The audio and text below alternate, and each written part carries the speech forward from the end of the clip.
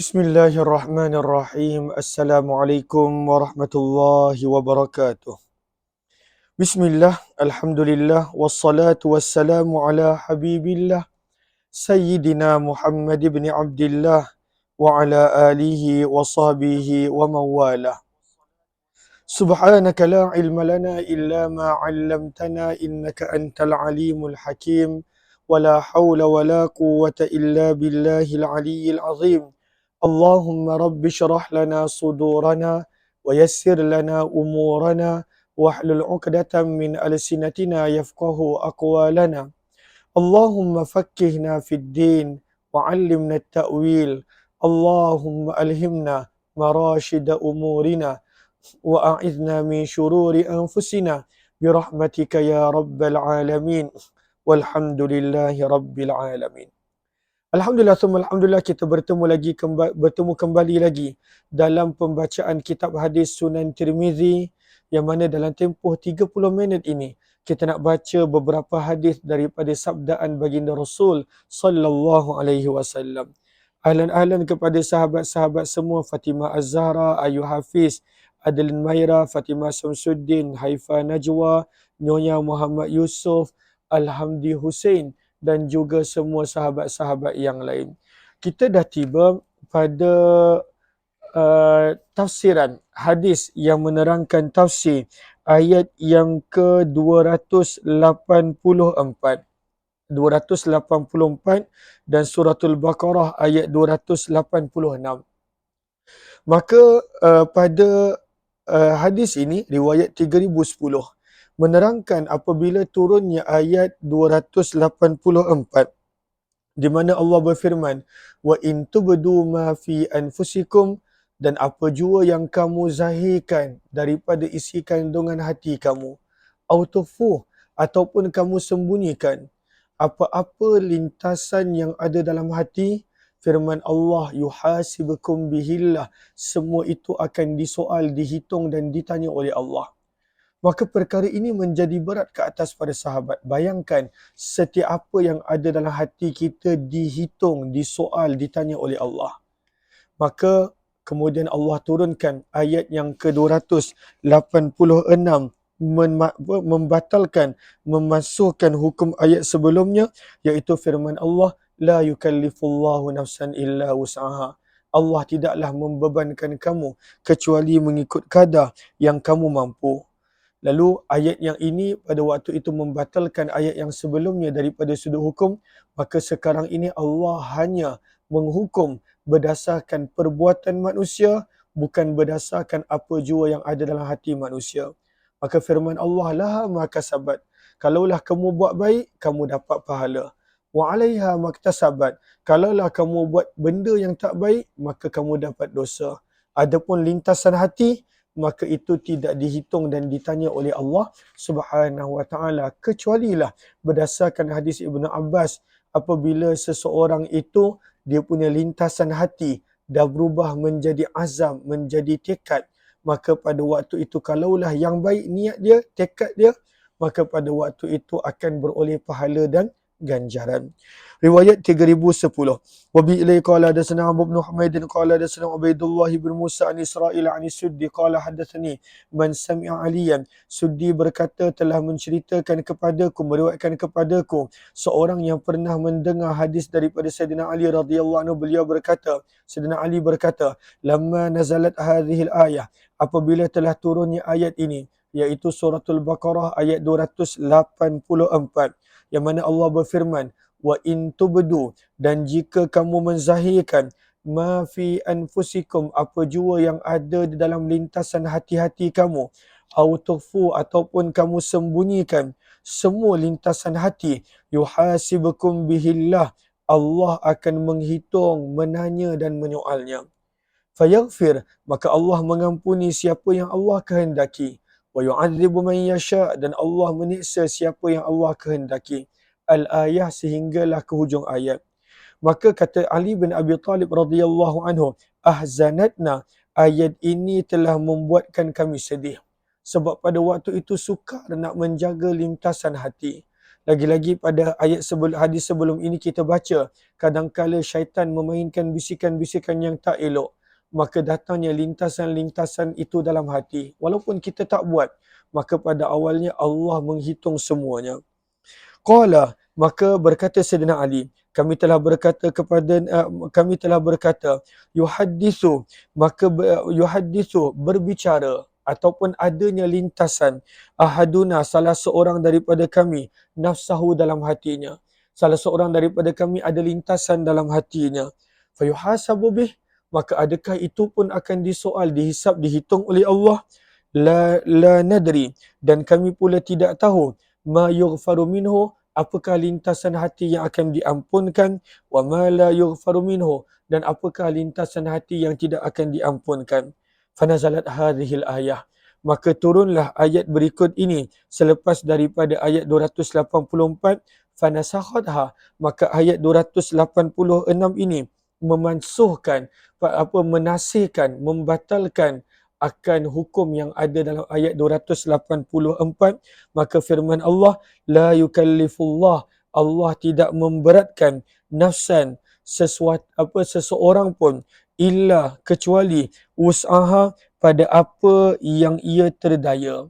Allah tak membebankan.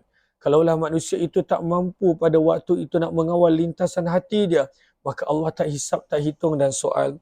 Maka firman Allah, laha, untuk manusia, ma, apa-apa kebaikan, kasabat, yang dilakukan. Lalu sekarang ini Allah tidak lagi menekankan kepada lintasan hati, tetapi pada waktu itu apa jua perbuatan yang baik, barulah akan disoal dan ditanya. Wa 'alaiha maktasabat, dan ke atasnya dosa, maktasabat, apa jua kejahatan yang dilakukan. Maka ayat 286 menasihkan ayat memansuhkan ayat 284. Riwayat 3011 pun adalah lebih kurang sama berkenaan tentang tafsiran ayat 284 dan 286. Wabi ilayhi qala dasana Abdul Humaid qala dasana Hasan bin Musa wa Rawah bin Ubadah an Ahmad bin Salamah an Ali bin Zaid an Umayyah, daripada Umayyah radhiyallahu anhu rahimahullah. Umayyah, beliau pernah bertanya kepada Ummul Mukminin Aisyah radhiyallahu anha berkenaan tentang firman Allah, wa in tubdu ma fi anfusikum aw tukhfuhu yuhasibukum bihillah. Apa jua yang kamu zahir ataupun sembunyikan daripada lintasan hati, semua itu akan ditanya. Maka dia pun tanya, yang mana satu Allah akan soal dan tanya? Adakah lintasan hati? Ataupun Allah juga ada berfirman dalam surah An-Nisa ayat 123, man ya'mal, orang yang melakukan perbuatan su'a, yang tak baik, yang buruk, yujazabih, barulah akan diberikan alasan. Maka Muawiyah, seorang tabi'in perempuan, pada waktu itu bertanya kepada Aisyah mana satu yang penerangan dia. Sebab ayat 184 Allah sebut lintasan hati pun Allah akan hitung soal dan tanya.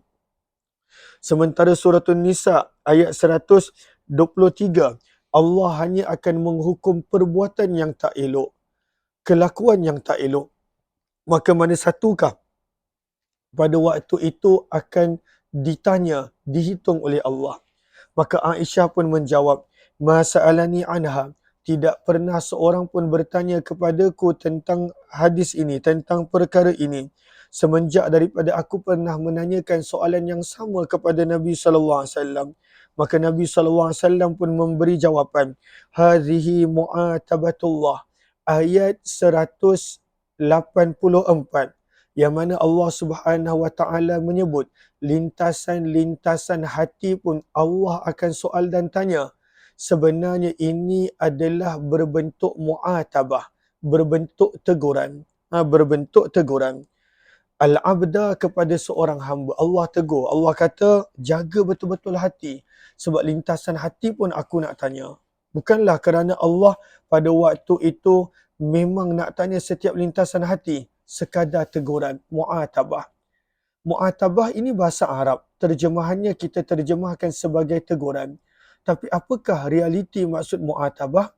Maka kata para ulama daripada sudut bahasa Arab, mu'atabah ini bermaksud an yuzhira ahadul khalilaini min nafsihil ghadab. Ada dua orang yang saling mengasihi, saling sayang menyayangi. Yang mana kadang-kadang kita pun buat begitu kepada anak yang kita sayang. Maka ada dua orang yang saling menyayangi.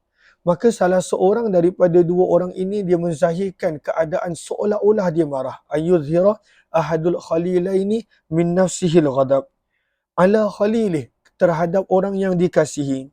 Dan dia buat itu bukanlah kerana dia benar-benar marah. Lisu'i adabin, adalah kerana ada benda yang orang yang disayang buat yang dia tak suka. Maka dia buat-buat marah. Dia buat-buat pada waktu itu masam muka, buat-buat marah. Maka pada waktu itu ma'anna fi qalbi muhabbatah, dia masih lagi sayangkan pada waktu itu orang tersebut. Maka Nabi SAW bersabda, ayat 184 yang mana nampak seolah-olah Allah bertegas, semua lintasan hati Allah akan tanya. Sebenarnya bukanlah Allah benar-benar nak tanya lintasan hati, tapi sebagai satu bentuk mu'atabatullah, teguran daripada Allah supaya manusia benar-benar bukan sekadar menjaga zahir dia, tetapi juga menjaga dalaman dia. Jangan pada waktu itu melayan, pada waktu itu bisikan yang tak elok, melayan sesuatu yang tidak elok. Maka sabda Nabi ini adalah satu bentuk mu'atabah, teguran Allah terhadap seorang hamba. Bima, dengan perkara-perkara yusibuhu, yang menimpa seorang hamba, minal humma, daripada demam, wan nakbah, dan juga ujian. Maka kadang-kala apabila seorang hamba ni dia kena uji, demam, benda yang biasa. Macam contoh, sedang jemaah umrah ni pun jemaah saya banyak demam, saya pun sakit dan sebagainya. Lalu kadang-kala bila seseorang terkena uji, bila seseorang tu dia kena uji, dan dia memang sayang Allah, dan Allah pun sayang dia, tapi kadang-kala terlintas dalam hati dia, disebabkan ujian yang menimpa, kenapa Allah uji aku? Allah tak sayang ke aku? Kenapa Allah bagi penyakit kepada aku? Allah tak sayangkan aku. Maka ayat 184 nak menegur sangkaan-sangkaan yang macam tu daripada 284 surah Al-Baqarah. Allah kata jangan, jaga, kerana sangkaan-sangkaan lintasan hati pun Allah soal dan tanya. Jangan ada sangkaan yang tak elok apabila Allah datangkan musibah, penyakit dan ujian. Jangan ada ujian yang tak elok. Maka Allah sekadar nak tegur, bukanlah pada waktu itu Allah benar-benar nak menghukum berdasarkan setiap sangkaan yang ada dalam hati hamba.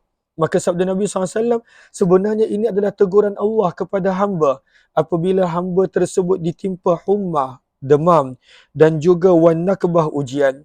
Hatta al-bida'ah, bahkan kadang-kala apabila ada seorang hamba ni dia lupa sesuatu dan dia menjadi risau, gelisah, gelabah, itu pun sebenarnya adalah salah satu bentuk cara untuk Allah ampunkan dosa dia. Maka sabda Nabi, hatta al-bida'ah, sehingga harta, sesuatu yang bernilai, bida'ah maksudnya harta ataupun sesuatu benda yang bernilai, yada'uha, yang mana hamba itu terlupa, yang hamba itu telah letakkan, fi yadi qamisih, pada ruang pakaian dia, pada tangan pakaian dia. Maka contohnya dia letak sesuatu dan dia lipat. Dan kemudian pada waktu itu, sabda Nabi, fayafqiduha, maka dia menyangka benda yang bernilai tadi hilang. Mana? Aku punya jam tangan mahal ni hilang. Kalau tak bernilai, maka pada waktu itu tidak menggelabah. Tapi bila ada sesuatu yang tak hilang pun, tapi dia sangka hilang, pada waktu itu dia tersalah letak, dia lupa letak kat mana. Fayafqiduha, maka dia menyangka benda itu hilang. Fayafza'ulaha, maka hamba ini menggelabah, risau, gelisah, dan perasaan dia tak tenang. Sabda Nabi, maka itu pun menjadi sebab Allah ampunkan dosa dia. Hatta innal abda, sehingga sesungguhnya seorang hamba, la yakhruju min zunubih, apabila dia keluar daripada dosanya dengan ujian-ujian yang Allah datangkan, kama, seperti mana, yakhruju tibrul ahmar, keluarnya emas dan perak yang belum lagi dibersihkan. Emas dan perak, kalaulah kita baru keluar daripada lombong, dia nampak macam tak bernilai pun. Dia nampak macam tak bernilai. maka pada waktu itu dia melalui proses daripada ketika mana emas dan perak dikeluarkan daripada lombong sehingga benar-benar menjadi emas. Sebab itu At-Tibrul Ahmar lihat kepada Sinhara, Az-Zahabu wal Fiddah qabla an yadruba darahim wa dananir. Maksudnya emas dan perak yang baru dikeluarkan daripada lombong. Pada waktu itu dia buruk, tak cantik, tak elok. Maka dia ada proses, kena dibakar dalam api, kena dibersihkan, macam-macam proses dia. Kemudian pada waktu itu melalui bermacam-macam proses.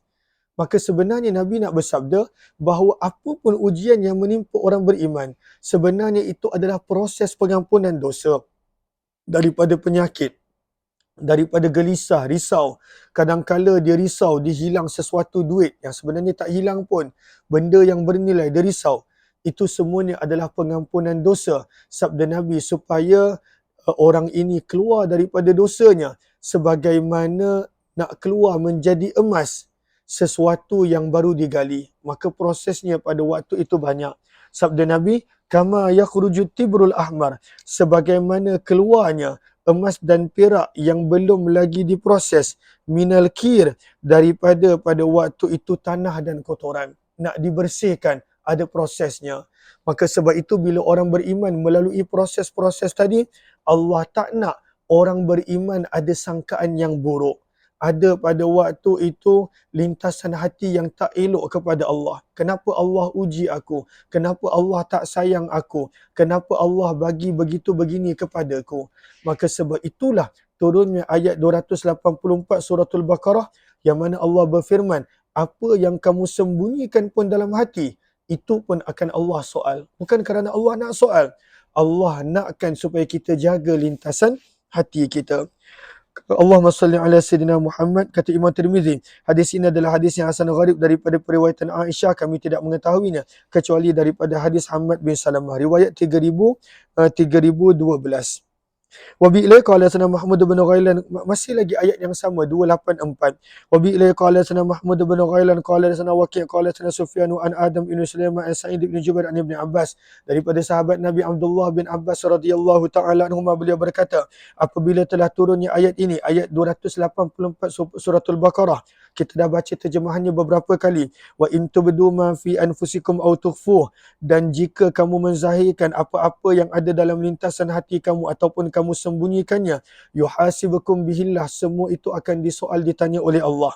Dakhala, maka telah masuk, qulubuhum, pada hati para sahabat, minhu, daripada ayat ini, syaitun, sesuatu kesedihan. Para sahabat sedih.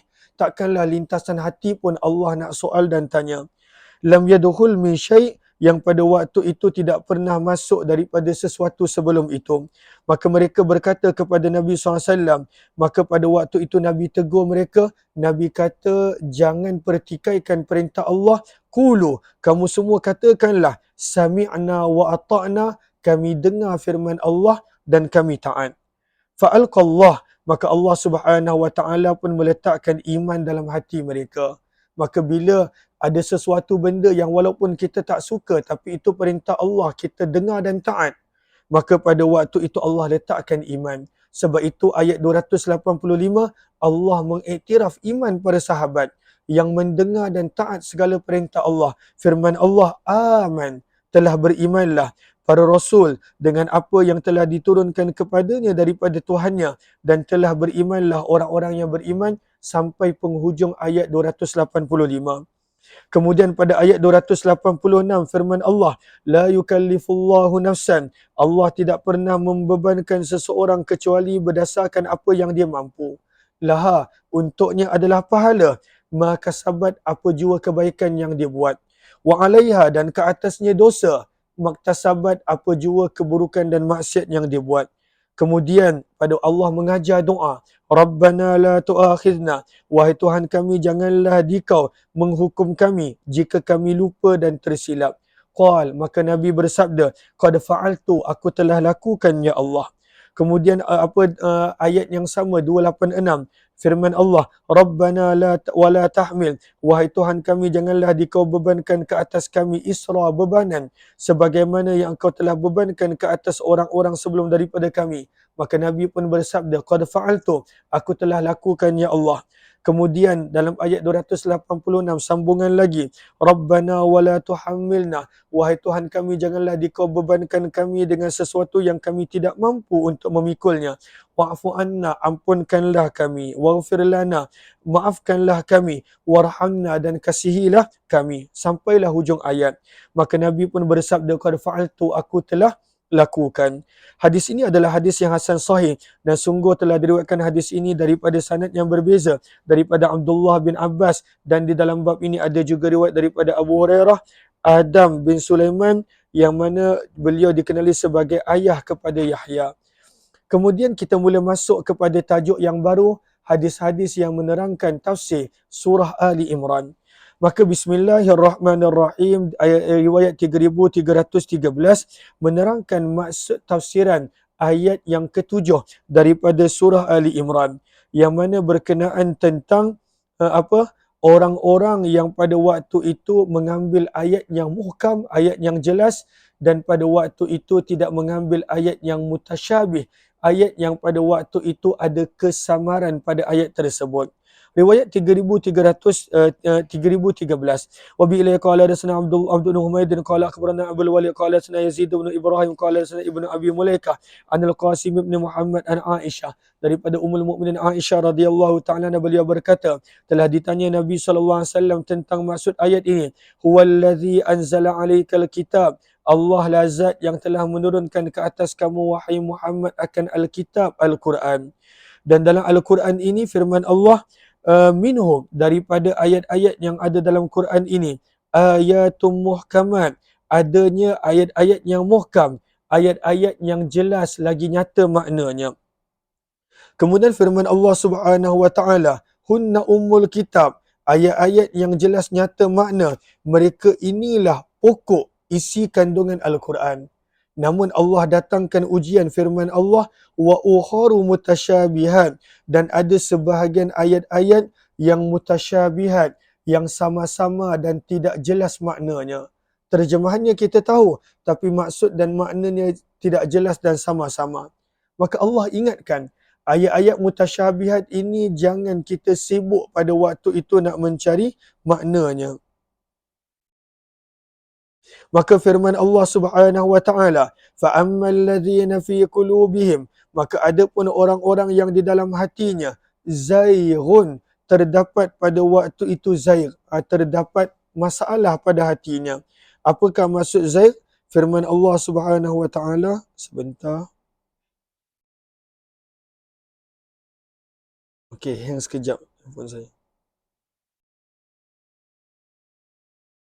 Okey.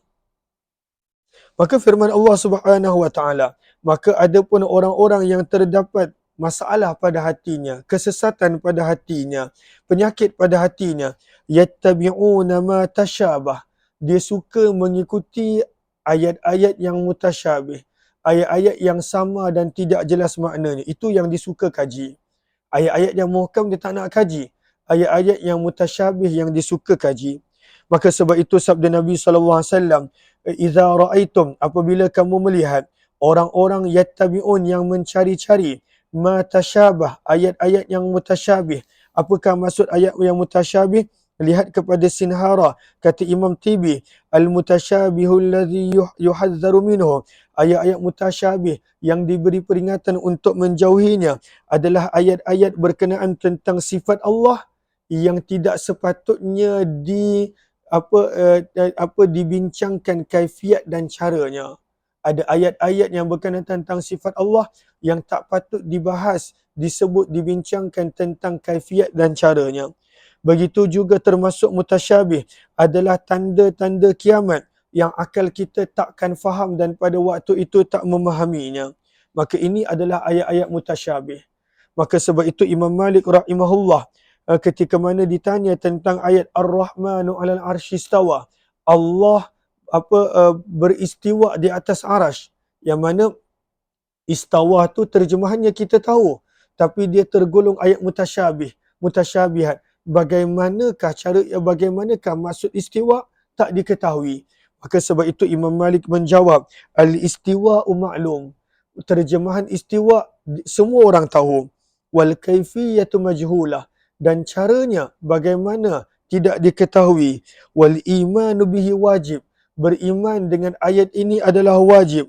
Was-su'alu anhu bid'ah, dan bertanya-tanya berkenaan tentang ayat ini itu adalah bid'ah. Sebab Allah dah ingatkan, barang siapa orang-orang yang pada waktu itu hatinya ada kesesatan, dia sentiasa mencari-cari, mengikut-ikut pada waktu itu ayat-ayat yang mutasyabih.